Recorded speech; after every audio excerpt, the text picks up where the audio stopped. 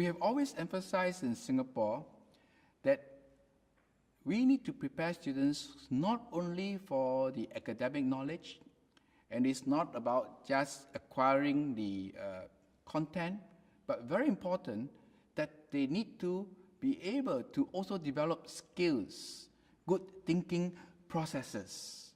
And so this actually is something that permeates our entire curriculum. And we got to admit that learning to get teachers to inquire, learning to get students to inquire, learning to innovate pedagogy is not easy, right? Because when people do not know what to do, they prefer to do what they know, and they end up doing more of what they know. So we had a movement some time ago. We call it a teach less, learn more. And the whole premise of it was we challenge the teachers that the key is how do we ensure students' engagement, particularly given this whole changing environment where the nature of knowledge have changed. Because knowledge is so accessible today, and students at a click of their knowledge and a click of their phone, can actually access all kinds of information. So we tell our teachers, actually, the value add of the educator and the teacher today is to be able to change this pedagogy in such a way that we are really facilitating the students' learning.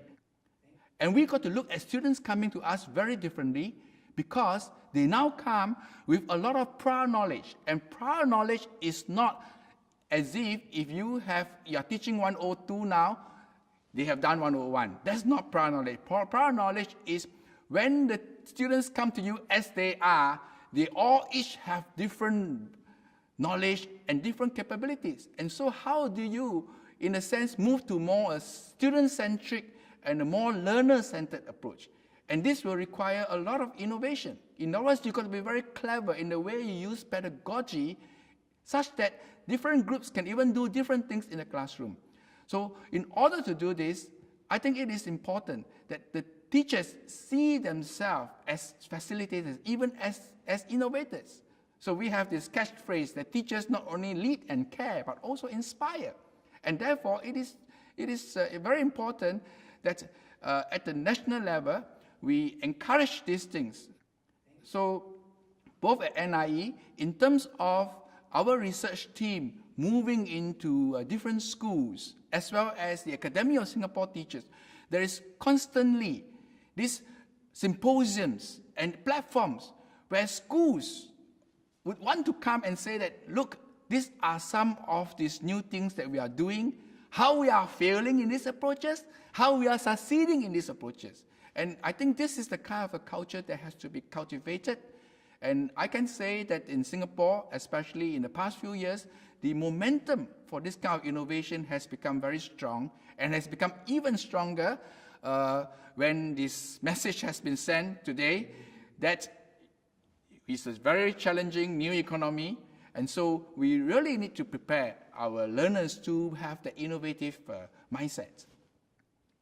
I think we got to understand that education is always for the long haul.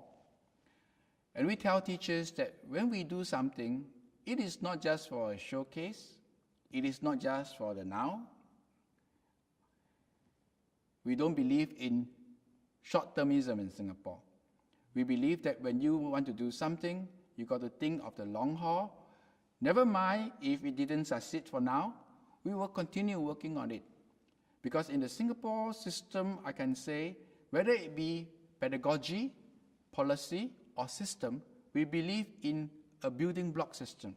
In other words, we try, we build on the success.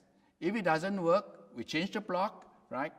But as we build and learn from one another, I think that's how we build for a long-haul successful system. So it calls often for patience, perseverance, and the resilience to believe that we can succeed.